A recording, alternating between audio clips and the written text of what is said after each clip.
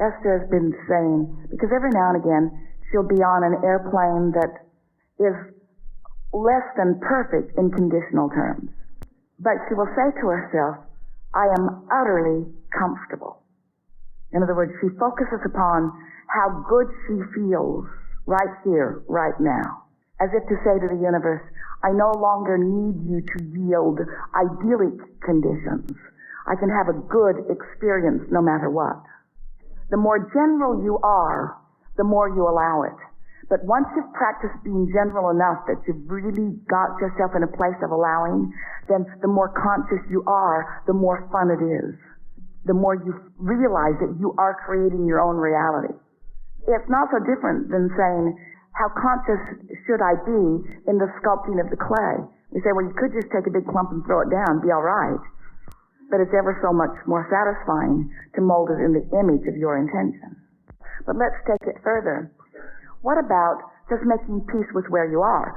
What about acknowledging that you're on the path and that you're never in a wrong place, and then just softly turn in the direction of what you want and give yourself a break. Give yourself the ease of acknowledging that it's no big deal and you don't have to do anything this red hot minute and that all really is well, and just sort of trust in the natural momentum of the path of least resistance taking you where you want to go.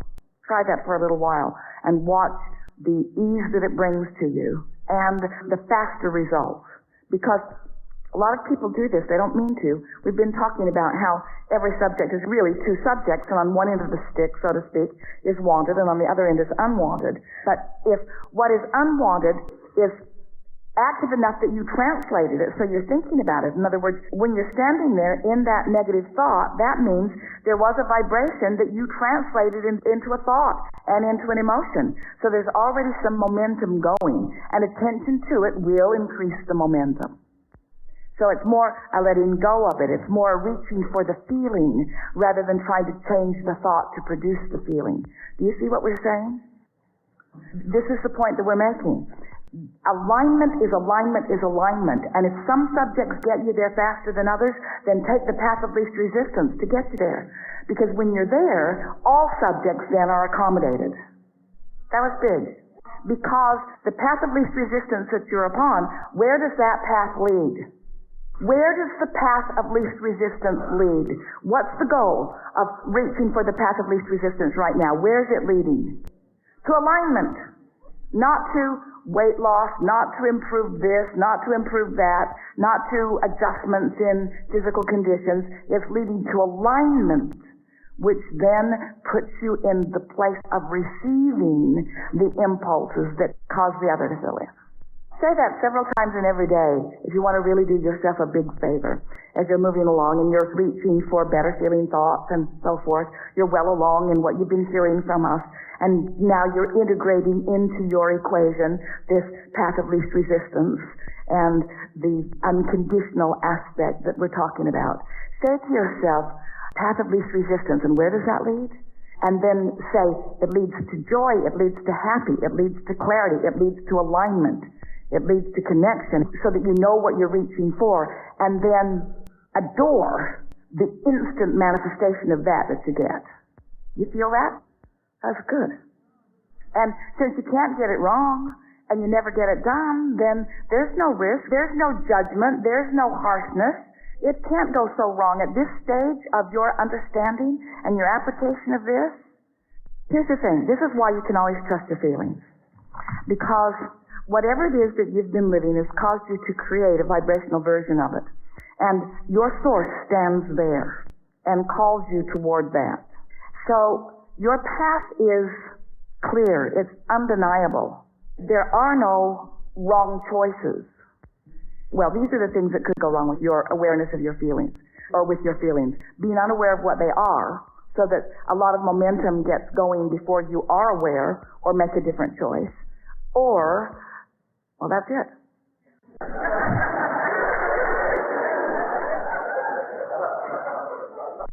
And we think what this conversation is really about is recognizing that this path of least resistance isn't about a behavior that you should always follow. It's about being loose and receptive in the moment and following the impulse.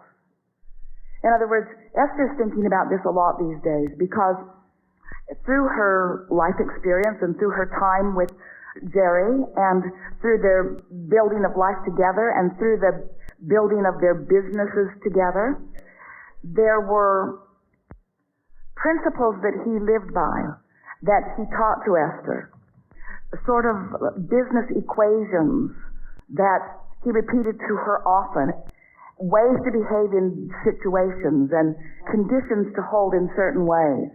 He said things like, start it the way you want it to end up, and if you can't multiply it by 1,000, don't do it. And he had a lot of those things that served him well, that simplified life.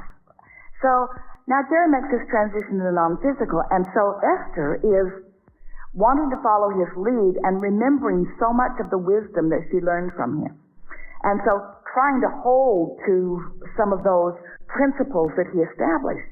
Discussing, however, in her moving forward along her continual path of least resistance, that sometimes in holding to those principles that may have worked then, but are different in the way that she is feeling them now, that sometimes she can let go of that as she follows a louder calling. The way she first began translating that was by saying, "Oh, Jerry, I think I can hear you saying something different now." And he is saying something different now, like trust yourself and follow your own guidance, and like things are always working out, and your impulses are on target, and don't worry so much about trying to get everything just right, and enjoy the journey. And there are a whole lot of other things that he is saying that are not contradictory to what he said then. And so this is the piece that we are so interested in lighting up for you, and that is that the path of least resistance. Let's say that something happened and you felt an impulse and you did it and it worked out really well and you noticed it, and so you did it again and it worked out well again, and so you started affirming to yourself that when I do this under these conditions with these people, it turns out like this.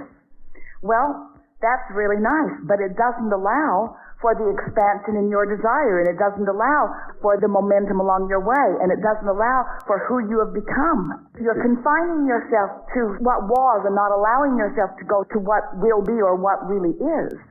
So let's go back to the piece that we were offering earlier about what if. Wouldn't it be nice if Esther's finding those 4-second and 5-second and 6-second glimpses where all she is aware of, all that she is wanting is alignment, alignment, alignment, trusting then that in her alignment, that law of attraction, which is always in motion, will then help her to dovetail with who is in her vicinity, who is up for whatever it is that she's up for. Rather than looking into the public and defining results that you like, and then systematically trying to hook up with the specifics of those characteristics, instead trusting your guidance, coming into alignment, and trusting law of attraction to give you what you need when you need it all the way along the way. So much more freedom, so much more power, so much more timing, so much more deliberateness, so much more refreshing, so much faster, so much more energy moving. Rather than saying trust my feelings, because that's sort of loaded for you, let's say it in a different way. I want to be in the receptive mode. So let's talk about the evolution of thoughts to things. So there's a vibration of what you want, and it's really a powerful and active vibration. We are affirming that to you. We see the vibration of your vortex. There is so much power in that vibration.